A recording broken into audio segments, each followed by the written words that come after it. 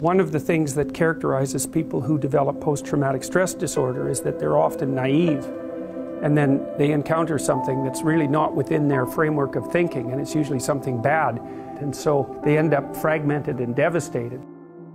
If you ask a disagreeable person what he wants, say, or she wants, they'll tell you right away. They know. It's like, this is what I want, and this is how I'm going to get it.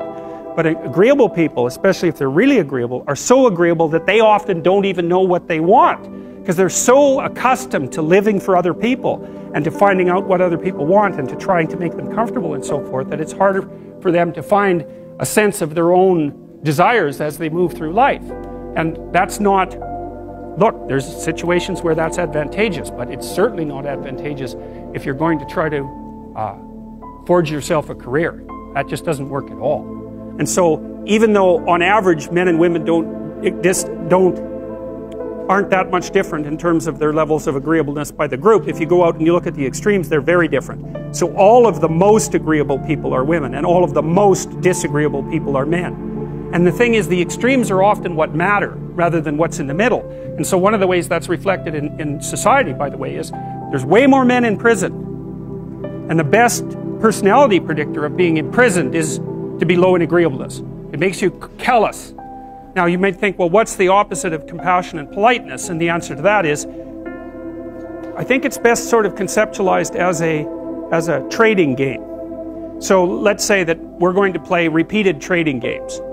And if you're very agreeable, then you're going to bargain harder on my behalf than you're going to bargain on your own behalf.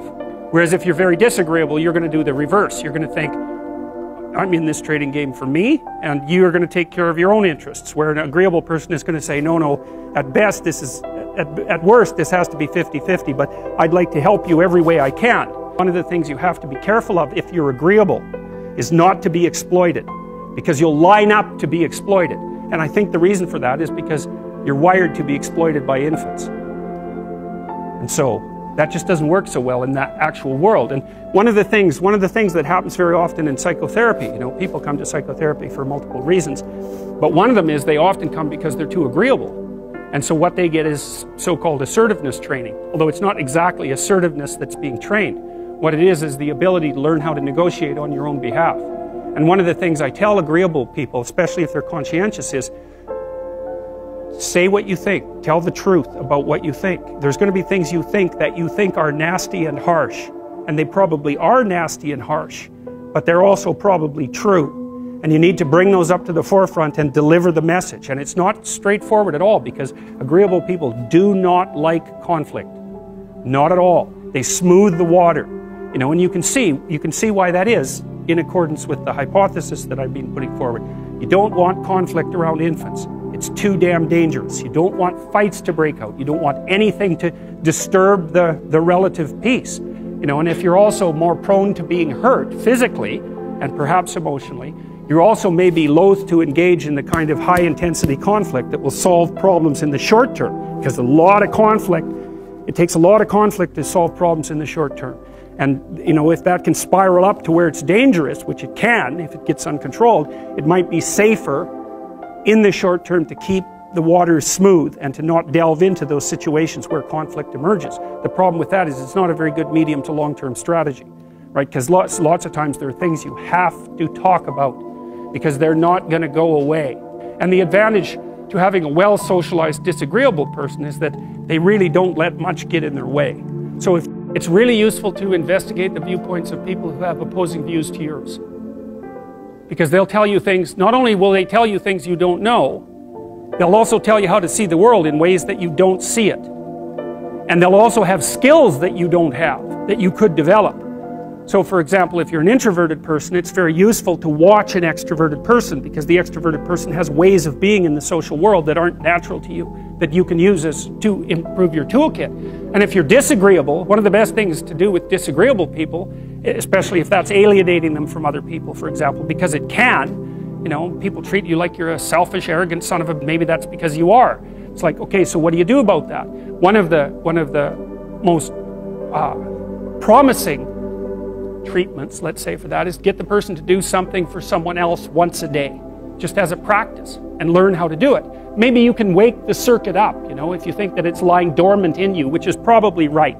I think we have a very wide range of propensities within us. Some are switched on, genetic propensities. Some are switched on, but I think that if you put yourself in the right situation or walk yourself through the right exercises, you can switch some of these other things on as well. But it takes work and dedication and discipline. I would say, generally speaking, if you want to adapt yourself properly to life, you should find a niche in the environment that corresponds with your temperament.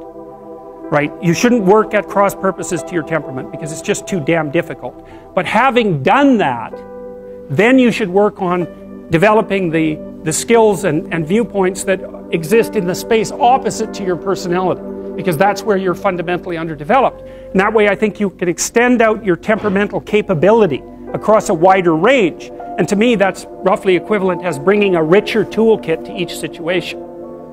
So if you're hyper extroverted, you should probably learn to shut up at parties now and then and listen just to see what's going on, to see if you can manage it, And if you're introverted, well then you should learn how to speak in public and to learn how to go to parties without hiding in the corner and saying nothing to anyone. And if you're agreeable, then you need to learn how to be disagreeable so people can't push you around. And if you're disagreeable, you need to learn how to be agreeable so that you're not an evil son of a bitch. So, and the same thing applies even in the conscientious domain. It's like if you're too conscientious, you need to learn to relax and let go a little bit. And if you're unconscientious, it's time get out the Google Calendar, man, and start scheduling your day, right? And beat yourself on the back of the head with a stick until you're disciplined enough so that you can actually stick to something for some length of time and not living in absolute squalor, which is something that would characterize someone who's very disorderly, for example, because they don't notice. It doesn't bother them, disorder. It's like, maybe they can see it, but it doesn't have any emotional valence, and so it doesn't have any motivational significance. So the other thing you might want to think about too, if you're choosing a partner, is try not to choose someone who's too distant from you on the temperamental variables, because you're going to have a hard time bridging the gap. It's hard for an introverted person and an extroverted person to coexist. And it's really hard for an orderly person and a disorderly person to coexist, because they will drive each other nuts. Why don't you pick up? Why are you so obsessed by it? That's the basic argument, So it's useful to know about your temperament so that you can negotiate the space with your partner as well. And I don't think you should try to find someone who's exactly the same as you, because then you don't have the benefits of the alternative viewpoint. But you got to watch it, because you may hit irreconcilable differences of various sorts. And I've seen that most particularly among couples who are high and low in openness. That's a rough one. And also high and low in conscientiousness. That's another rough one, because they just cannot see how the other person sees the world at all. 如果您也喜欢这样的生活智慧，请帮我按赞、订阅并打开小铃铛。您的关注是我们最大的动力。